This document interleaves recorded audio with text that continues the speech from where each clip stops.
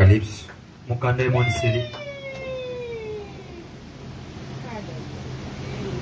Nous commençons au verset 2 jusqu'au verset 3. Je connais tes œuvres, ton travail, ta persévérance. Je sais que tu ne peux supporter les méchants et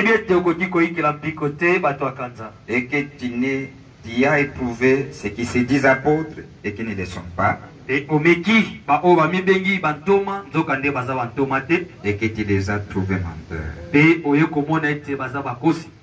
que tu as de la persévérance, que tu as souffert à cause de mon nom, et tu n'étais point lassé. Amen.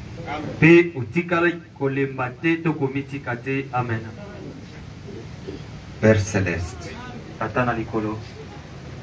tu es le Créateur, Seigneur. Tu es le Dieu vivant. Tu nous as aimés. Tu es venu se révéler à nous. Et nous vivons dans les temps de la révélation. Tu as aimé que cela soit ainsi. Où tu es tenté de divulguer tout ce qui était caché au courant des anges.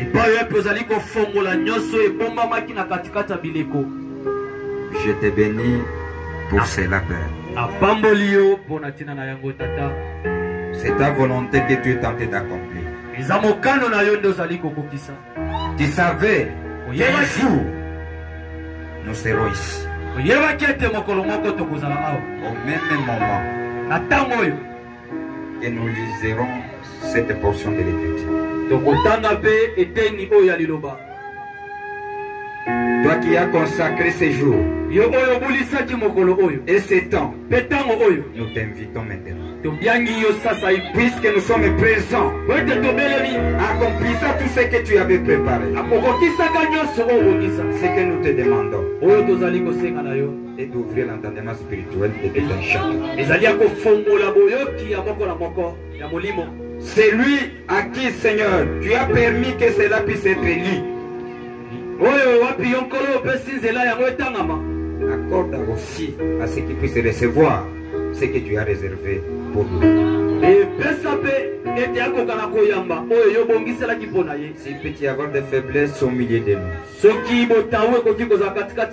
enlève cela. Si l'ennemi il s'est introduit pour embrayer ton peuple, que ton peuple ne reçoive pas tout ce que tu nous as réservé. Par l'autorité de ta parole et l'ordonnance que tu nous as donnée, nous les chassons au nom de Jésus-Christ.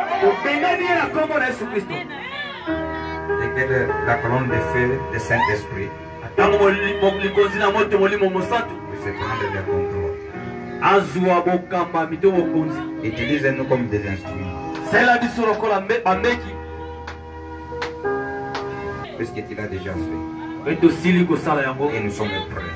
Comme toi aussi tu es déjà prêt. Puisque tu as dit là vous serez deux ou trois, je serai au milieu de vous. Tu es présent déjà. Tu es présent déjà. Tu es au milieu de nous. Tu es dans nos cœurs. Merci Seigneur. Je bénis ton nom. Au nom de Jésus-Christ. Amen.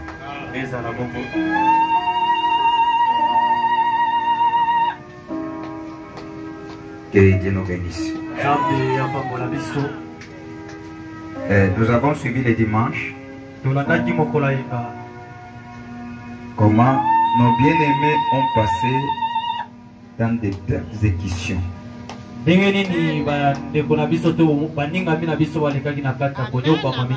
première église a été tourmentée, persécutée.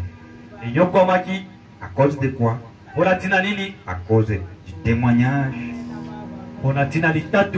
et du nom de Jésus-Christ. Puisque le monde n'a pas voulu écouter ces noms-là,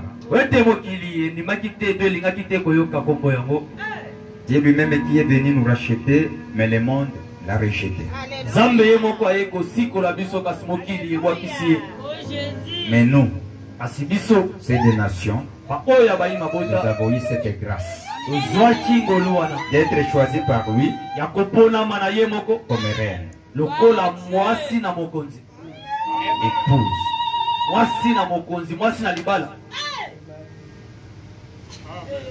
Comme nous avons été choisis aussi avec lui, nous aussi nous sommes exposés aux mêmes épreuves que les autres ont reçues.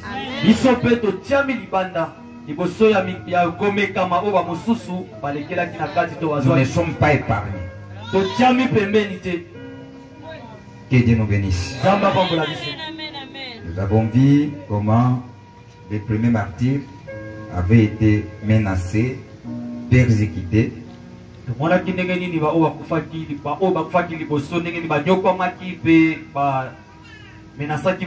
C'était Jésus qu'on continuait à persécuter à travers les corps qu'il avait sanctifiés, les corps épouses.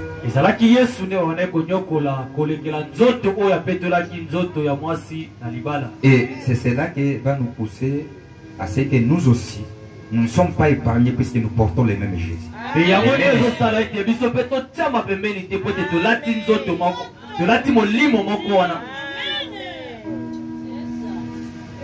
Touchons un peu quelque chose ici. Écoutez ce que le prophète dit, exposé de cet âge de l'église.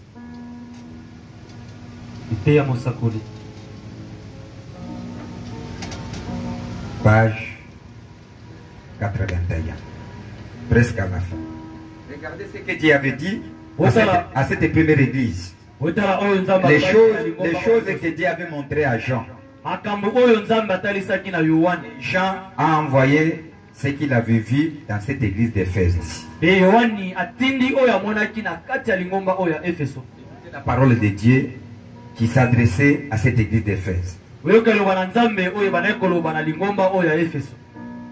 Il dit ceci. Que tu as de la persévérance. Dieu qui est tenté de dire aux Éphésiens que je vois en vous, vous avez la persévérance. En dépit de toutes ces épreuves-là, mais vous persévérez.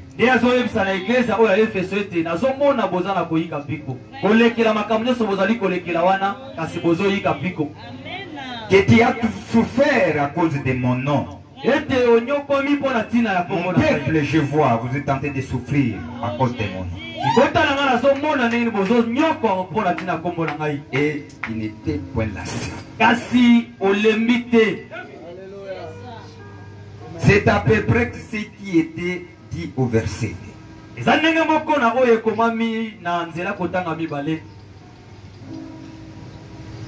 Mais au début,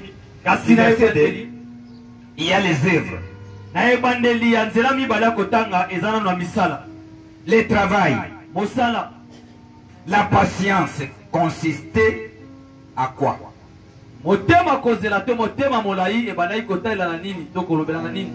Si Dieu leur a dit que vous avez la patience,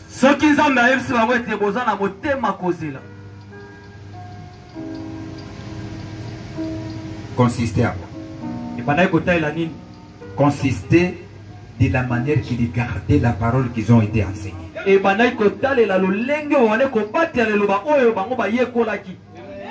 Que Paul les enseignait. Puisqu'ils avaient la véritable parole. Et les Éphésiens se tenaient à cette parole-là. Il les gardait. C'est cela que le prophète dit. La patience consistait à garder la parole sacrée qui leur avait été remise. Dieu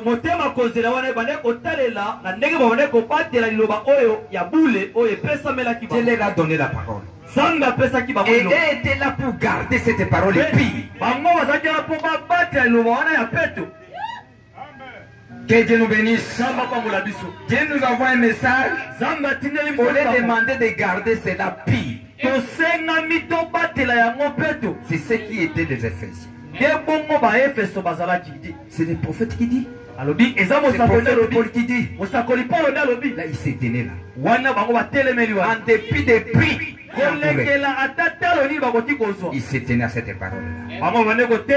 Il ne bougeait pas. Et comme il tenait l'adversaire à distance, comme il faisait l'honneur à Paul. Alléluia.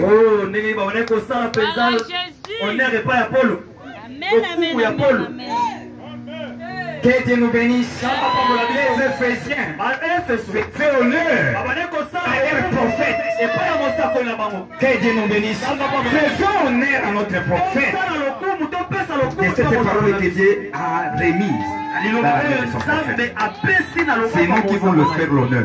Les Éphésiens aussi faisaient honneur au message que Paul avait enseigné. Que Dieu nous bénisse. Vous êtes aussi prêts? Que Dieu nous bénisse. À donner honneur à qui? À notre prophète qui a été né aujourd'hui. C'est aujourd'hui qu'il avait vu la lumière de cette église. Où la colonne de feu venue du 5 h du matin. Il planait sur cette maison où il est né. Pour montrer quoi? Qu'il y a quelque chose. Qu'il y a un corps que je me suis réservé. Et à travers ce corps-là, je vais me manifester. Que Dieu nous bénisse.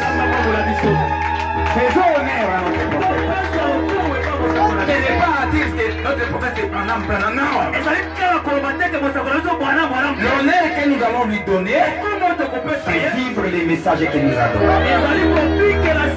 C'est ça l'honneur. Pas des citations, non. Mais des citations qui est accompagnées par la vie. C'est ça l'honneur. C'est ce qui faisait les Éphésiens. Même si l'ennemi s'est levé de n'importe quoi. L'ennemi que nous parlons ici, ce sont des églises. Ce sont des églises qui s'opposaient à la doctrine, à l'enseignement que Paul enseignait. Revoyons un peu. Revoyons un peu. C'est un peu dire ça. Nous devons un peu ajuster, alléger. C'est ça le langage de l'ennemi. Mais les Éphésiens, et c'est Paul qui a dit. Dieu, à travers son serviteur, c'est lui qui a parlé. Nous tenons. Que Dieu nous bénisse.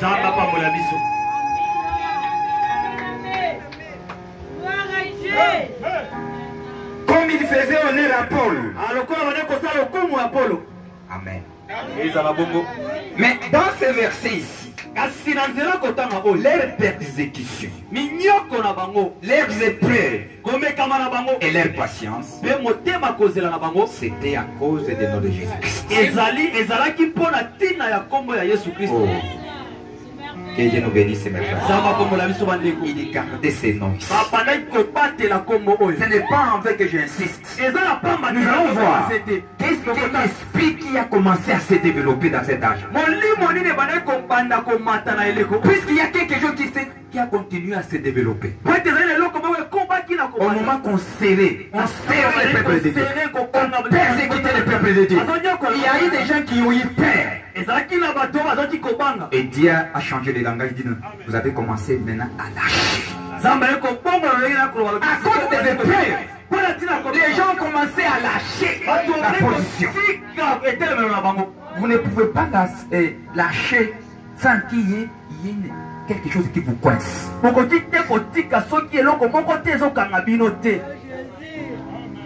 Ensemble. Évoluons. La persécution, les épreuves et les patience, c'était à cause des noms bénis de Jésus. Minyoko omekama pe motema na bango molaya kozela ezalaki pona tina ya kombo o epambwama ya Yesu Christ. Vous avez compris? Sosoli C'était à cause de quoi? ezalaki pona tina nini? Les dimanches nous avons suivi. Mokola yenga tolanda Et ces noms-là ete kombo amènent une vie. ememaka bomoi moko. C'est lui qui professe le nom de Jésus. Mutu nyonso oyo alobaka Il a une vie différente. asala bombo ekeseni. Le nom de Jésus Kombo ya Yesu Christ a une vie. eza na bomoi. Vous savez, ce n'est pas du tout étonnant, Eza ya kokambwisa te car ce sont là la parole et les noms qui font venir l'ennemi sur nous comme un fleuve. zambi yango nde liloba pe kombo oyo ememaka monguna epa na biso lokola mai ya monene. Suivez bien.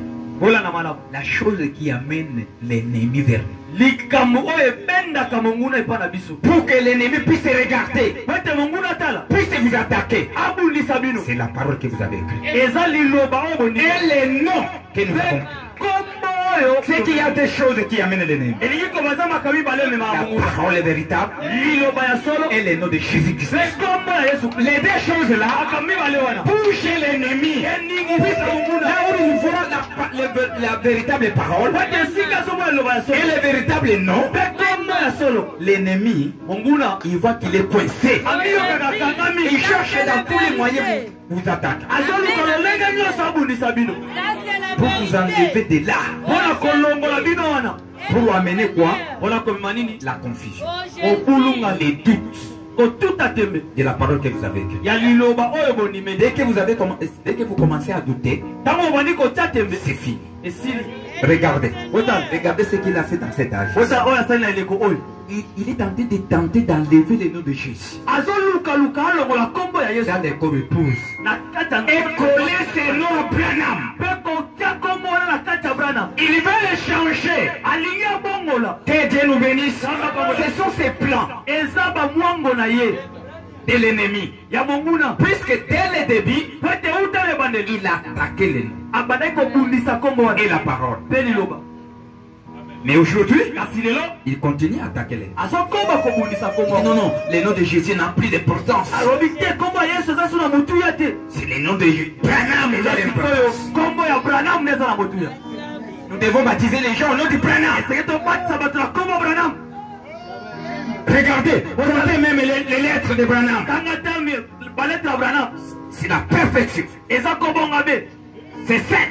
eza sambo Que Dieu nous bénisse. samba pambola biso Que Dieu nous bénisse. samba pambola C'est biso que on n'a plus raison de dire le nom de Jésus. elingi koba toza so na ntina te ya koloba nkombo ya yesu Aujourd'hui, il est venu. lelo aye C'est Branham maintenant. eza sikoyo branam Il essaie toujours à embrouiller les gens. azomeka ntango nyonso Mais nous, nous kokulumisa bato connaissons Branham. kasi biso toyebi branam Et nous connaissons Jésus. mpe toyebi yesu Que Dieu nous bénisse. samba pambola biso Branham, c'est sa bouche eza monoko na ye dans cet âge. na eleko oyo Que Dieu nous bénisse. samba pambola biso C'est sa bouche. eza monoko na ye Et Jésus mpe yesu restera toujours si adorable. akotikala ntango nyonso nzoto akogumbamela Il peut être changé. akoki kobongwana te Que ça soit ici sur la terre et au ciel. Il y a ce n'est que le ciel et non. eza monena kombo moko ya lisiko C'est Jésus-Christ. eza yesu kristo Amen, amen, amen. Que Dieu nous bénisse. Samba pambola On ne biso peut pas les changer. tokoki kobongola yango Même te si nous pouvons faire quoi? ata soki tokoki Il kosala reste nini toujours notre époux. atikali ntango nyonso mobali na biso ya libala Et Branham, mpe branam notre prophète, aza mosakoli na biso notre frère, ndeko na biso ya mobali les bien-aimés que nous aimons tant. moningami oyo tolingaka mingi Que Dieu nous bénisse. samba pambola Qui biso prie ici pour ses enfants. nani azobonela awa mpo na bana na ye Que Dieu vous bénisse. Tous ces gens qui prient pour ses enfants, oyo nyonso abolela mpo na bana branam que Dieu puisse les bénir. zamba pambola bango Puisque c'est sa parole. po ete eza liloba na ye Que Dieu nous bénisse. Si vous l'aimez, soki vous devez aimer aussi ses enfants. Vous devez aussi prier pour lui. esenge mpe mobondela mpo na ye bana na ye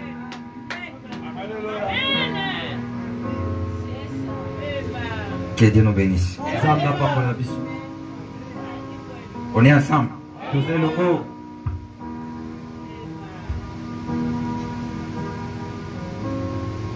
Nous ne pouvons pas aussi rejeter le nom de Branham. Non. Il a sa place. C'est la vérité. Ce n'est pas du tout étonnant, car ce sont là la parole et les noms qui font venir l'ennemi sur nous comme un fleuve.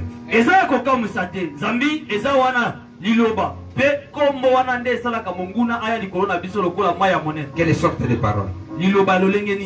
C'est des paroles puissantes qui s'est manifestée par des guérisons,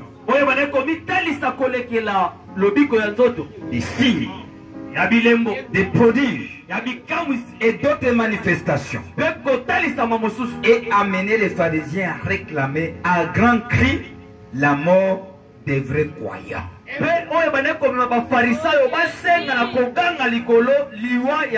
Ce n'est pas seulement la parole en parole qui n'est pas accompagnée par des prodiges et des miracles. Non. Pas seulement la parole de citation.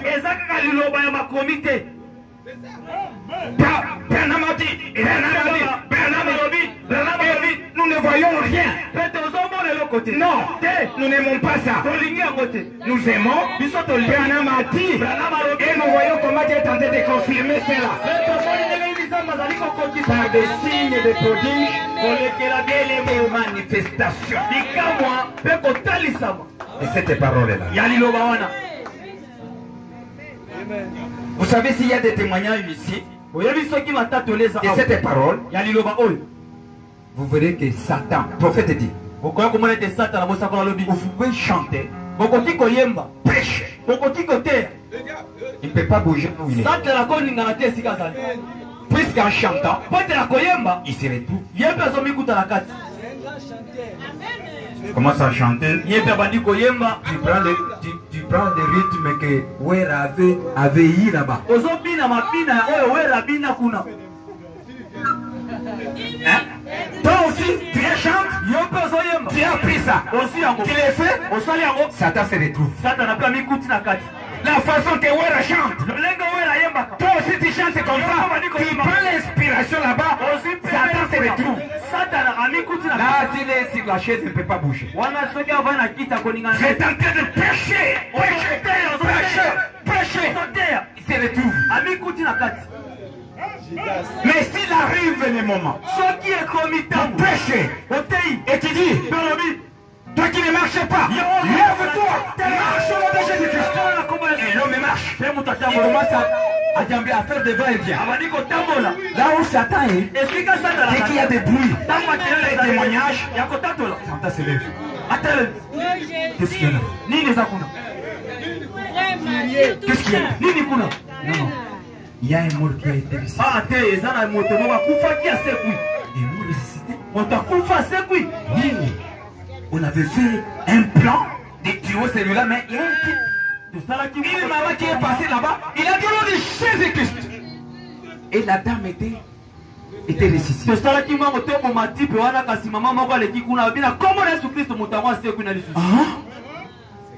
C'est comme ça.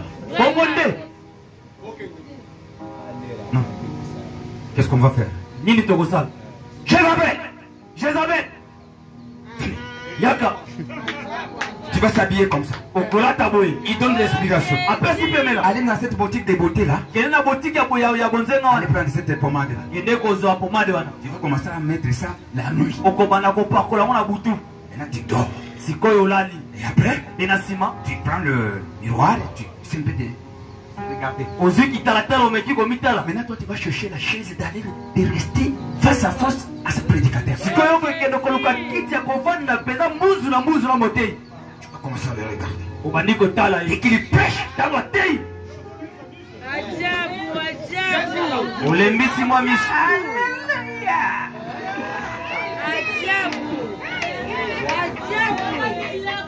Vous pouvez même chanter. Allez dans cette boutique là. J'ai réservé un soulier au talon là-bas. La bombe ici, moi, talon, moi, Allez dans cette alimentation-là. il y a une alimentation. Il y a un aliment qui gémit des vitamines. Il y a quelque chose qu'on a hybridé. Et ça, là, comme ici. On a hybridé ça. Et Tu vas prendre ça au moins 7 jours. Vous verrez que les choses vont changer là. C'est que tu t'habilles, tu marches là. Avec des souliers, talons là, tu vas changer le nom de marche. Tu commences à... Maintenant, dès que tu passes des va-et-vient là, dès que les prédicateurs se mettent des balles là-bas, ils commencent à prêcher. Écoutez, tu vas être attentif. Moi, je peux mettre en toi. Et t'élever seulement. Et tu sors d'abord. C'est rien faire à l'extérieur.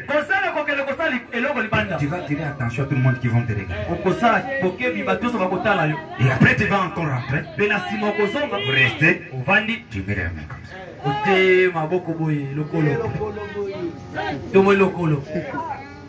Que Dieu nous bénisse.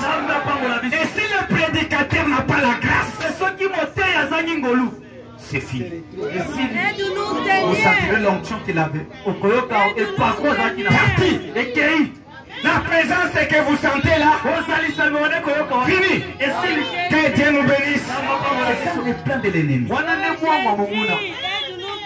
Que Dieu nous bénisse.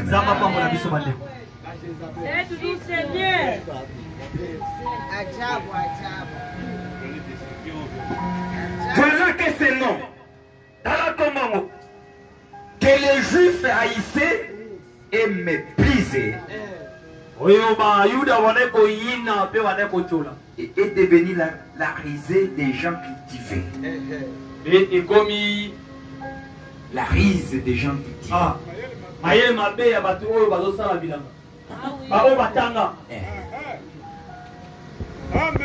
Qui riait et de penser qu'on puisse être assez fou pour croire à un homme qui serait mort.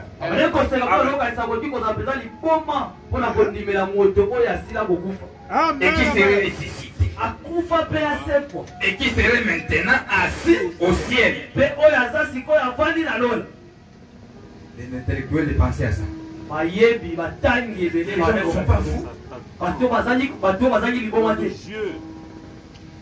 Il y avait donc les attaquants religieux. Les attaquants. Les Juifs.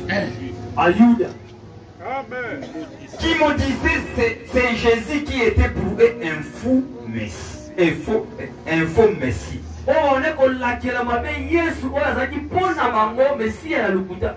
Et il y avait les autres qui riaient à gorge déployée et tournaient en dérisoire les noms des nouveaux dieux qui pour eux n'étaient pas du tout indiens.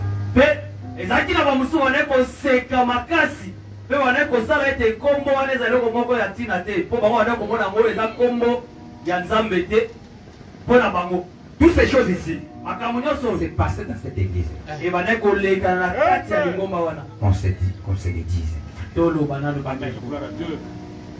Regardez ce que la parole de Dieu dit. C'était un complot des disciples qui ont dit que cet homme était ressuscité. On est allé le déplacer. Et après il dit qu'il est ressuscité. Comment il est ressuscité?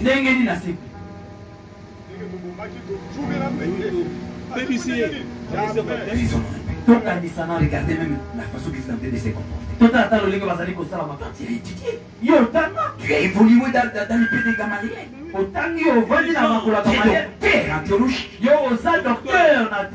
peux être traîné par des pécheurs.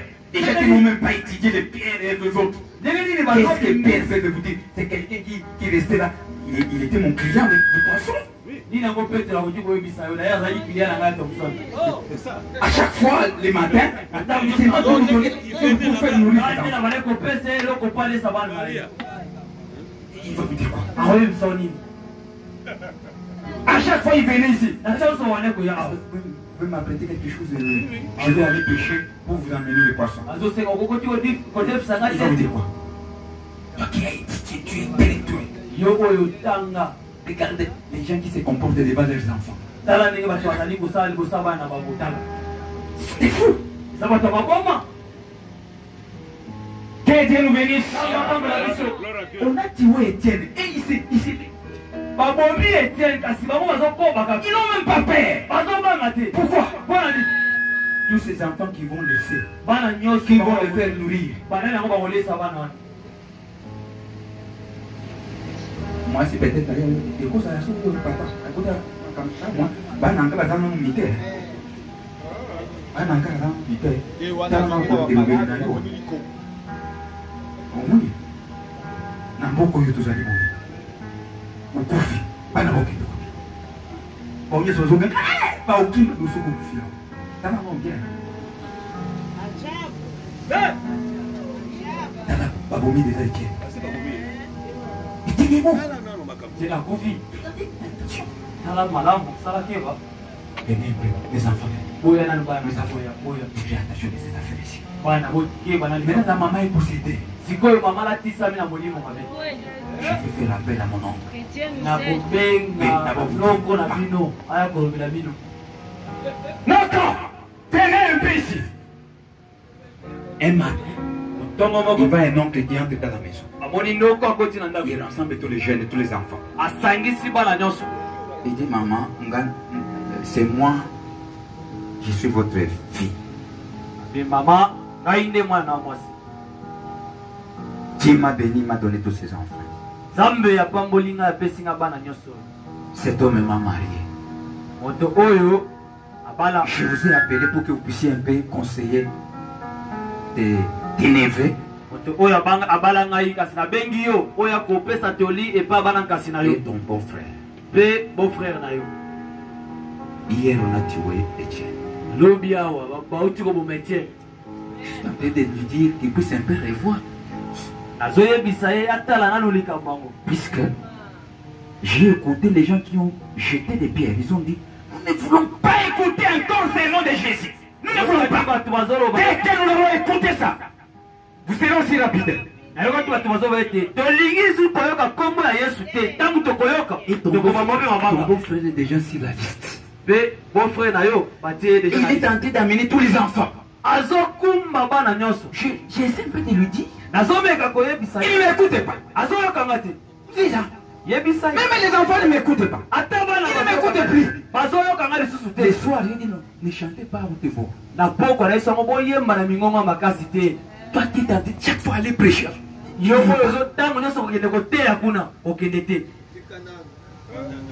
Voyons un peu les choses, un peu ce qui va votre. C'est moi votre maman, c'est votre père. Cette dame ne m'écoute pas, cette dame ici. Les enfants, je suis votre père. Écoutez-moi. N'écoutez pas votre maman. Essayez un peu de les aider. Mes neveux, qu'est-ce qui vous prend? Après qu'Étienne ait été rapidé. Maintenant c'est Jésus là, il a amené quoi dans sa famille. Maintenant, qu'est-ce qu'il a amené là? Qui va aller aider ces femmes-là et ces enfants? Vous aussi, vous voulez partir? Vous irez où? Un enfant va se lever, va dire. Ce que tu dis, c'est notre oncle. C'est bien, vous avez raison de dire ça. Mais nous nous sommes demandés à honorer Dieu. Puisque Dieu nous a dit que nous passerons dans ça à cause de ces noms-là. Ça c'est rien. Même si aujourd'hui, je quitte dans ce corps ici, j'ai une autre vie. Laissez ton temps. Ce que je peux te dire. Laissez tout ce que vous êtes en train de vous embrouiller. C'est l'ennemi qui est en train de vous embrouiller. Que Dieu nous bénisse. Pourquoi ils étaient comme ça? Puisque Jésus était déjà dans leur cœur. Ils étaient déjà remplis du Saint-Esprit. Il vivait, ce n'est que la parole de Dieu. C'est rattaché à cette parole. Que Dieu nous bénisse. Je t'ai dit, il n'écoute pas des conseils. Bakoyo katoli ya nini? Oyo ezomemela bango liwa. Omoni papa natika kili liwa puisque maman de alobaki nakenda ka église te.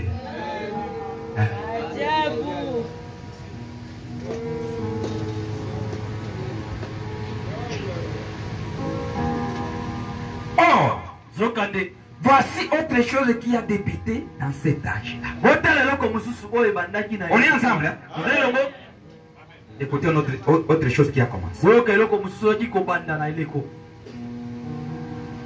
autre chose qui a débuté dans cet âge et qui va continuer à travers tous les âges.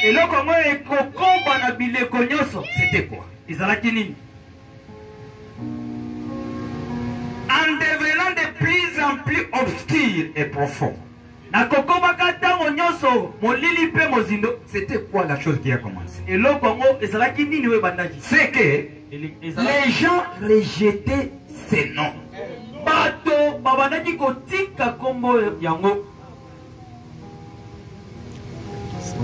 Que Dieu nous bénisse. Et Zaline ni ba épreuve, ba découragement. Ya banani, ya bandeko na yo, mobali na yo, mwasi na yo, noko na yo. Zamba pour la biso. Botala nano bandeko bolekisi. Yote olekisi. Babina mpe kubikaka yako memaka puto. Matisa wani kolo tarandenge mwasi ya Branham mabana ya yeye bano sikila. Yote okumandenge nini? Est-ce que Branham ndé modèle na biso? Vraiment. Mwasi ya Branham mwaza modèle ya message te? Modèle na biso eza message ya tango.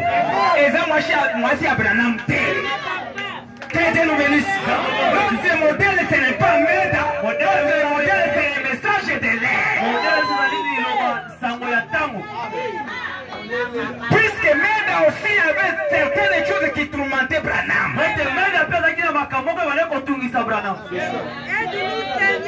Qu'est-ce que la parole de Dieu dit? Parce que Meda a dit. Que Dieu nous bénisse. C'est ça les choses qui ont commencé à faire à ce que les noms puissent être enlevés. La position qu'ils avaient était faite de persécutions. Ils ont commencé à lâcher petit à petit. Tu n'es pas dans ce cas aussi? La manière que tu priais avant. Et aujourd'hui, c'est comment? Puisque les gens ont parlé, Yopé ou les kiss. Aïe, sur ma chambre de Kobundi. Yopé ou les kiss. Ou Yoki ou les bi. Aide-nous, Seigneur Jésus, c'est la vérité. Que Dieu nous bénisse. C'est la chose qui a commencé. Et ça va continuer au cours des âges. Il est des restaurations. Pourquoi? Puisque Satan savait la valeur de ce monde. Oh Jésus, aide-nous, Seigneur. C'est que les gens rejetaient ces noms. Ce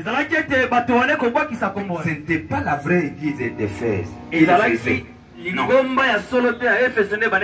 Non, monsieur. C'était les faux apôtres. C'était celui qui était à l'extérieur, qui essayait de s'introduire pour fier les croyants. Les Éphésiens connaissaient ces noms. Ils l'aimaient. Rappelez-vous comment cette église d'Éphèse l'avait débuté. Un petit groupe de gens qui cherchaient le Messie avait entendu dire qu'un prophète qui disait être le précurseur des Messie était apparu dans le désert de Palestine. Et tout le tuluku moko ya moke ya bato oyo bade kozela Mesia bayokaki ete mosakoli moko oyo akoya liboso ya Mesia abimaki kuna na esobe ya Palestine. Un groupe de gens qui attendaient la venue de Messie. Et tuluku moko ya moke ya bato oyo bade kozela boye ya Qui Mesia se rattachaient aux promesses oyo bade kokangama prophétie na bilaka ya esakweli des prophètes ya mosakoli que Moïse avait parlé. oyo Mose alobaki Et après moi, Dieu vous enverra. ete na nsima na ngai Nzambe akotindela bino. Amen, amen, amen. Mes frères. Bandeko na ngai Et ces gens-là se rattachaient à cette promesse. bato wana bade kokangama na elaka Un wana petit groupe qui s'attendait à ça. etuluku moko ya moke ya bato Et ils ont écouté la voix de celui qui criait dans le désert. mpe baye koyoka mongongo na oyo bade kokanga na esobe Il préparait la voix. oyo bade kobongisa nzela Il était précurseur azalaki moto oyo ayaka liboso de Jean-Baptiste, yohani mobatisi Gloire à toi, Seigneur. qui était apparu dans le désert de Palestine. oyo abaki komonana kuna na esobe ya Palestine Et qu'il baptisait les gens pour la repentance du péché. mpe abande kobatisa bato mpo na ntina ya kotumela masumu. Ces gens bato wana ont donc reçu le baptême des gens. bayambaki libatisi ya yohane. Mais quand Paul est venu à eux, kasi na ntango polo aye mpa na bango il leur a montré que les prophètes étaient morts aye kotalisa bango ete mosakoli akufi et que Jésus était venu ete yesu ayaki et qu'il avait accompli les sacrifices pour le péché en donnant sa vie. mpe akokisaki meka mpo na lisumu akopesaka bomoi na ye. Et que maintenant, mpe sikoyo le Saint-Esprit molimo mosantu était venu eyaki et entrerait dans tous les vrais croyants en Jésus. mpe ezokɔta na kati ya bandimi nyonso ya yesu Et le Messie, mpe mesiya pour les remplir. Pour les remplir. mpo na kotondisa bango. Quand ils ont attendu cela, na ntango bayokaki yango ils se sont fait baptiser au nom du Seigneur Jésus. baye kozwa lisusu libatisi na nkombo ya yesu. Et quand Paul a imposé les mains, mpe na ntango polo atielaki bango maboko ils ont tous été remplis du Saint-Esprit. bango bonso bayaki kotondisama na molimo. Ils savaient ce que c'était d'obéir la parole. Ils savaient. bayebaki nini nde ezali kotosa liloba. Nini landanaka na butusi ya liloba. Et connaissaient ça. bango bayebaki yango. Ozolanda bandeko. Ces gens, bato oyo au bakutanaki na Paul, ils ont obéi la parole atosaki liloba et ils savaient. mpe babande Tout celui qui obéit la parole, oyo nyonso azotosa liloba il y a une bénédiction. eza na lipamboli moko. Amen. Ils savaient qu'ainsi, il allait être rempli du Saint-Esprit. bayebaki ete na bongo bakotondisama na molimo mosantu. Et on ne pourrait pas le changer de David. mpe bakokaki te kobongola lolenge na bango akondima. Il connaissait la vérité. bango bayebaki bosolo. Apollo, qui avait rencontré Paul. apolo oyo akutanaki na Ils Paul. étaient à 11. bazalaki Ces gens-là. zomi na moko Les bato gens wana qui ont commencé l'église de bato oyo babandaki lingomba ya efeso. Nzamba pambola biso. Amen. Bomoni bato wana babandaki église wana. Baza bato bakutanaki na nani? Na Paul. Les 11 disciples des gens. bayekoli zomi na Écoutez. moko ya yohane. Ces gens-là, bato wana il était avec Jean. bazalaki elongo na Yohane. C'était les gens qui ont écouté la voix des gens. Ils étaient préparés pour recevoir le Messie. eza bato oyo bayokaki mongongo ya yohane babongisamaki mpona Ils s'attendaient aux promesses qui viendront. babandaki komisela na elaka oyo ekoya. Ils n'étaient pas dans des groupes de pharisiens, les incroyants. Non. bazalaki te na katikati ya etuluku ya bato oyo Les bafarisayo gens bazali kondima. qui se fondent aux Écritures. bazalaki bato oyo bande kotelema likolo ya makomi. Et personne ne pourrait changer leur avis. mpe moto moko te akoki kobongola kondima na bango. Ils connaissaient la puissance de ces noms. bayebaki nguya ya nkombo wana. Ces Éphésiens. bato ya efeso wana Ils connaissaient quoi? bayebaki nini? La puissance de ces noms. nguya ya nkombo wana. Okokozala oyambi Yesu mais oyebi nguya ya kombo wana te. Mes frères, bandeko na le ngai prophète dit ceci. mosakola azoloba boye Il dit, alobi les seuls des noms capables d'amener la confusion dans les camps de l'ennemi, c'est le nom de Jésus-Christ. nkombo moko oyo eza na makoki ya komema mobulungano na kati ya Dès que ce nom est prononcé, dans les milliers de démons, il y a la confusion qui entre. na ntango nkombo Chacun cherche là où il peut aller se cacher. esika bango na bazali Il y a un trouble moto na moto azoluka esika trouble qui entre. mobulu Et si elle est prononcée par les lèvres sanctifiées, Mais c'est un ça enfant qui- qui était rempli du Saint-Esprit. Un enfant qui obéit à la parole. Il prononce le nom de Jésus-Christ. Amen, amen, amen. Gloire à Dieu. Le prophète dit, ce sont des tonnerres. Gloire à Jésus. Amen. Alléluia. Ils connaissaient la puissance de ces noms. Ils ont vu que ces noms étaient tellement puissants que même des linges qui avaient touché les corps de Paul, et on a envoyé au nom de Jésus à des personnes souffrantes, pouvaient libérer les malades et toutes sortes de maladies.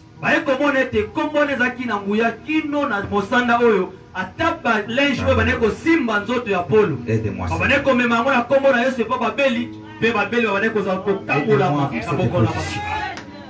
Aide-moi à avoir cette position. Donne-moi cette vision de connaître la base de ces noms. Ces Éphésiens ici, reconnaissez quelle sorte de noms. On envoie seulement des linges au nom de Jésus-Christ. Ça touche les malades et les malades sont guéris. Quel est ce nom? Amen, amen, amen. Quel est ce nom? Quel est ce nom? On l'accompagne seulement par le nom de Jésus-Christ. Amen, amen, amen, amen, Les amen. démons tentent de quitter les gens. Ça, c'est la vérité.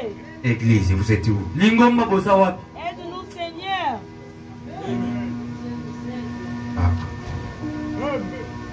Merci, Seigneur. Ça chasse même des mauvais esprits. Amen. La merveilleuse efficacité de ces noms était tellement manifestée et que les Juifs réprouvés d'Éphèse ont essayé d'utiliser pour exorciser des démons. Ils ont essayé de faire ça. La merveilleuse efficacité de ces noms était tellement manifeste que des Juifs éprouvés d'Éphèse ont essayé d'utiliser pour exorciser des démons.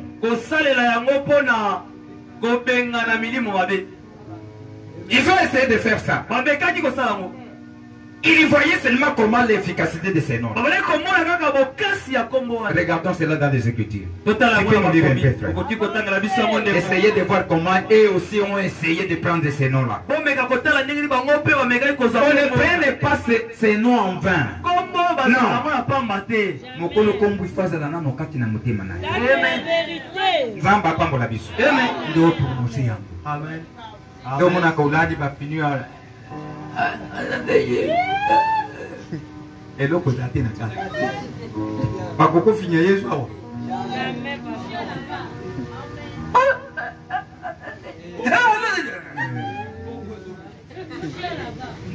Jamais, Ulalaki ya kutomboka. Bakanda ya terrible. Bakozanga ndeni kufinya ona Oh lukibu. Jésus, aide-nous, Seigneur. Confusion na ndako mupulu. OK. Obimbaki même na mbeto. Obondeli même te. Acte 19, 11 à 17. Nous lisons dans le nom de notre Seigneur Jésus-Christ. Amen. Et Dieu faisait des miracles extraordinaires par les mains de Paul.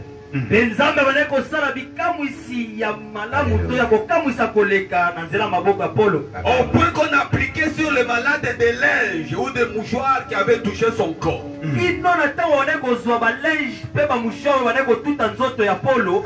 maladies les quittaient.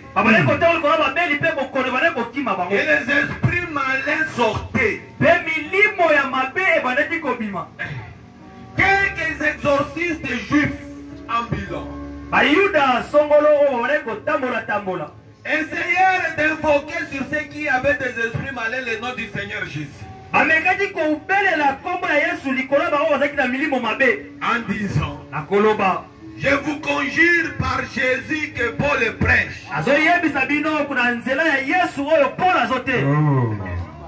Oh.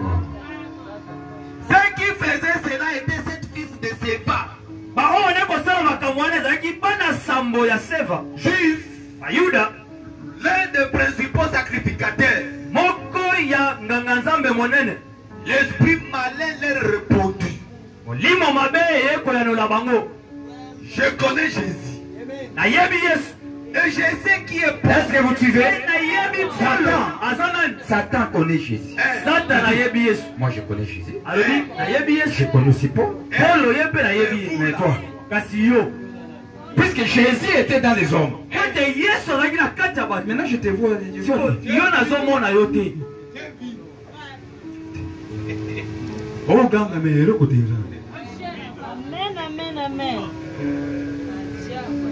Nzambe abatela biso. amen Ezapasi. Alléluia. L'esprit malin leur répondit. limo mabe ekoyanola bango Je connais Jésus. nayebi yesu Et je sais qui est Paul. mpe polo nayebi soki aza nani Mais vous, kasi bino qui êtes-vous? boza banani Je sais ce qui est Paul. nayebi polo aza Mais nani vous, kasi bino qui êtes-vous?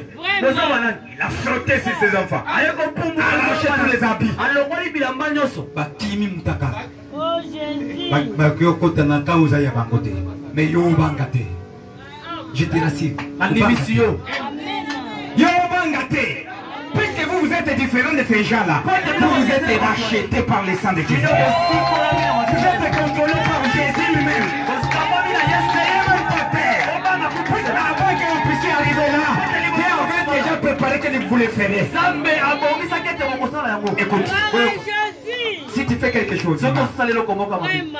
dès que la justice de Dieu descend, ntango boyengemela nzambe entre vous les pécheurs etelemi na et la justice de Dieu, au milieu là, au milieu, na katikati na yo mpe boyengemela nzambe na Jésus katikati se wana tient là-bas. yesu atelemi wana Que Dieu nous bénisse. nzambe apambola biso Vous voyez comment nous avons une autre position. biso toza na etelemelo mosusu Est-ce que vous avez compris ça? mosusoli yango Avancez. Évoluons. ekoma Et l'homme dans lequel était l'esprit malin s'est lancé sur eux. mpe moto oyo alatamaki na molimo mabe aye kopumbuka likolo na bango C'est rendu maître de tous deux. amisali mokonzi ya bango nyonso mibale Et le maltraita de telle sorte qu'ils s'enfuirent de cette maison nue et blessés. mpe anyokoli bango kino bakimi na ndako wana mutakala mpe bazokizoki Que Dieu nous bénisse. nzambe apambola biso Que Dieu nous bénisse. nzambe apambola biso Et ne connaissaient pas le nom de Jésus. bango bayebaki nkombo ya yesu Mais les Éphésiens kasi bato ya efeso connaissaient le bayebaki nom de Jésus nkombo ya yesu et la puissance qui accompagnait ces noms. mpe nguya oyo bale kobila nkombo wana. Écoutez notre position qu'ils avaient. oyoka sikoyo etelemelo oyo bango bazalaki nango Et notre.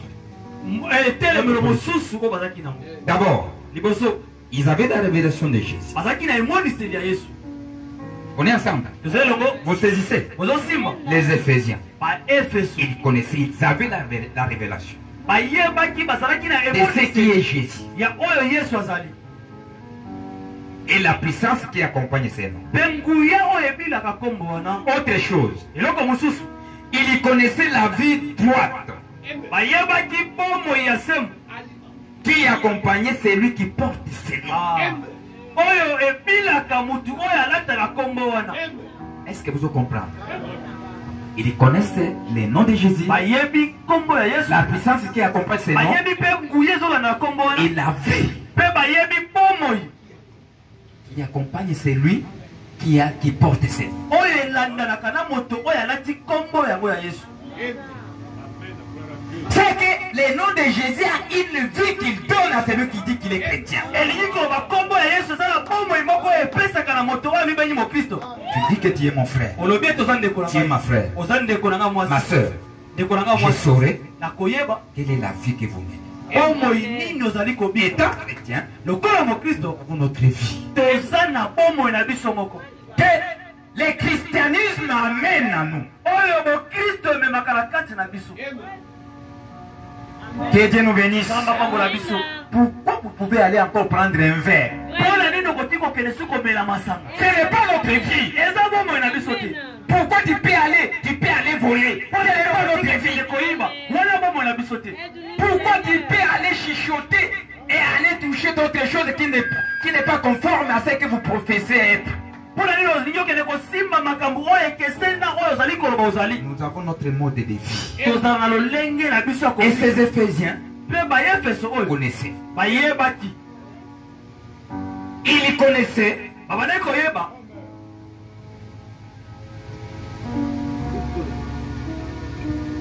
Suivez ce que leur position. Ils connaissaient la vie droite qui accompagnait celui qui portait son nom.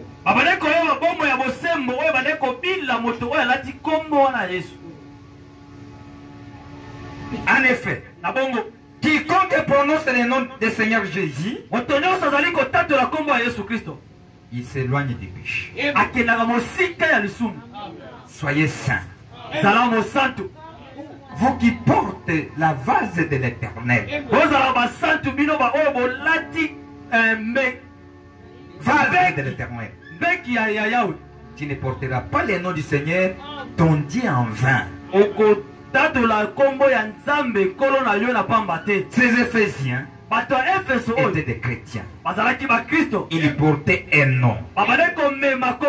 Et ce nom était Christ, qui était l'Esprit de Dieu en eux, qui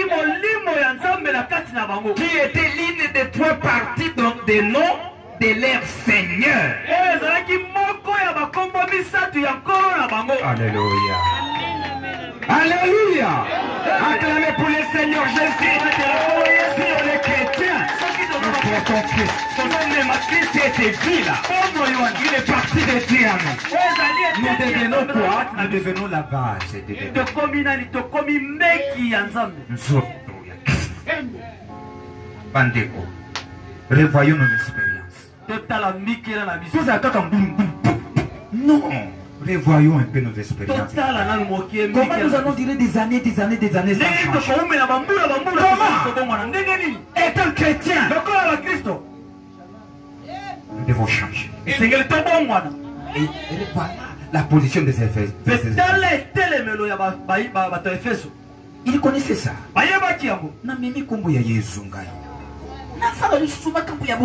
Non, même la nature est l'obérabisso. Comment n'a même combo ya Yesu na tele mana kibanda koloba makamba ba paye bazotala bazomona yo katelo côté et l'obéla yo même à tel côté. Les païens vous regardent. Tu parles des paroles. Alors que vous portez des mains, vous prenez la Bible. Mes frères, vendez calmement. Na mesa ya masango zomela. Vous allez tranquille. Et si tu es politicien, bazulu ba maluba ya kobuma ba. Yo vandi wana mana ya nzambe. Tu te mets tranquille. Toi qui porte le nom de Jésus. Et tu entres dans l'église, tu dis mes frères. Non. Revoyons nos expériences.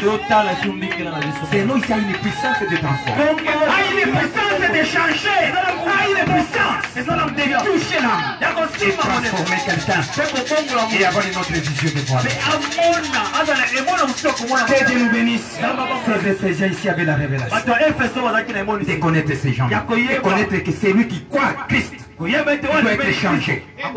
Il doit être un homme ou une femme qui a une autre vie différente.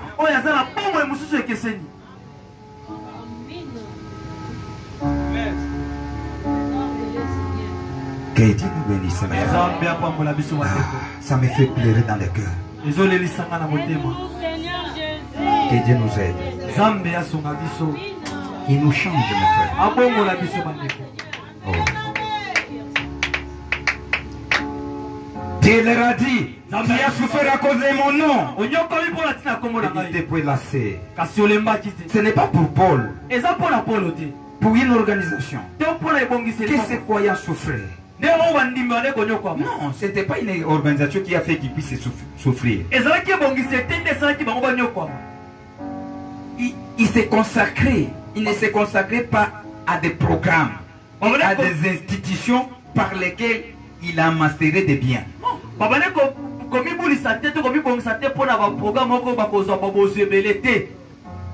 Il travaillait pour les seigneurs. babane kosala mosala mpona nkolo. Ils étaient ses serviteurs, bazalaki basali na ye, non les instruments d'une organisation. bisalelo ya bibongiseli te. Ils n'allaient pas à l'église le dimanche babane kokende te na lingomba mokolo ya parler de ces noms, mpona koloba mpona tina pour ensuite oublier pendant le reste de la semaine. bazokende te na lingomba mokolo ya yenga baloba mpona tina kombo wana mpe na nsima na katikati ya posto babosa na bango kombo yango. Ils ne servaient pas ces noms des lèvres seulement. babane Non, kosalela kombo wana na bible Non, monsieur. na kokaka te te muta mutu.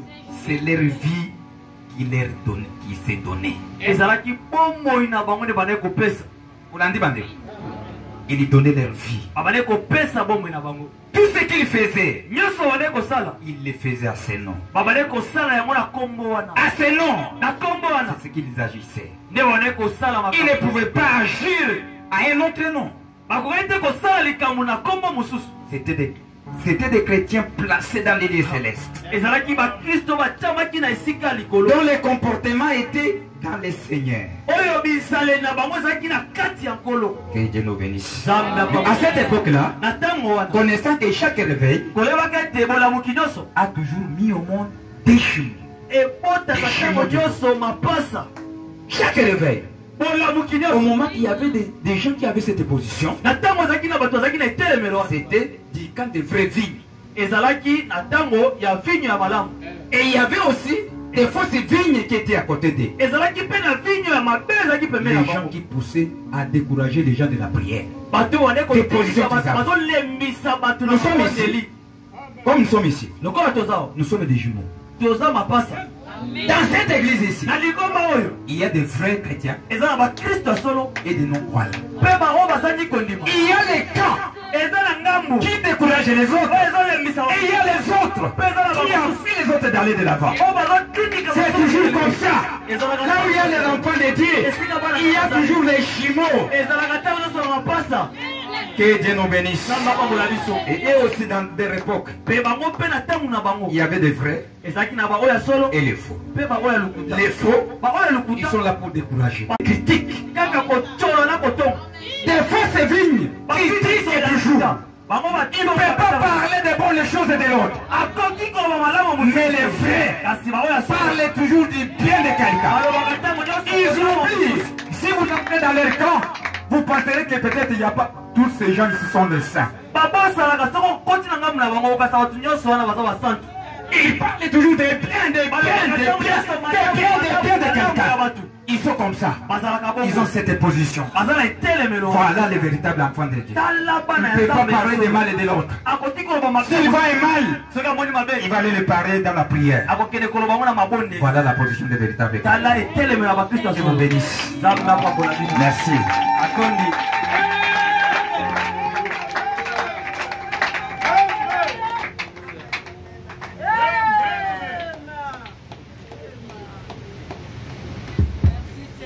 Donnez-nous un cantique.